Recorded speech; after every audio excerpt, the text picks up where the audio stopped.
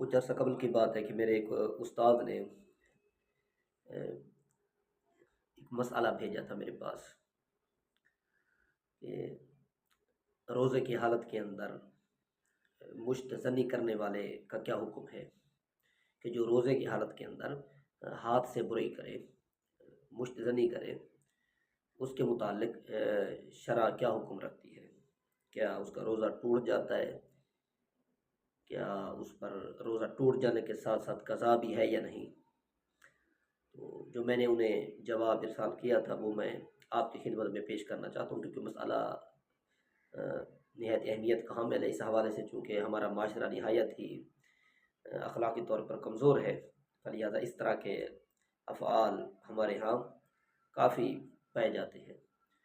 فلہذا میں نے مناسب سمجھا کہ اس مسئلے کو آپ کے سامنے بھی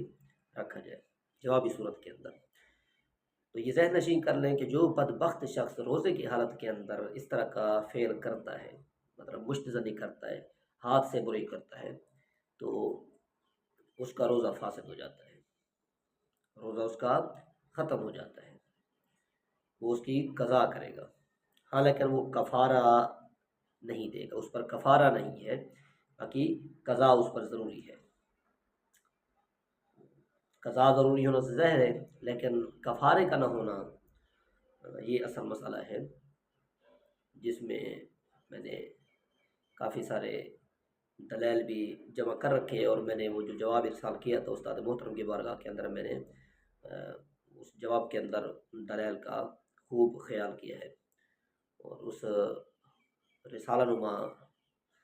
جواب کو میں نے براہین سے مزین کیا ہے۔ تو ان دلائل کی روشنی کے اندر میں عرض کرنا چاہتا ہوں، چونکہ یہاں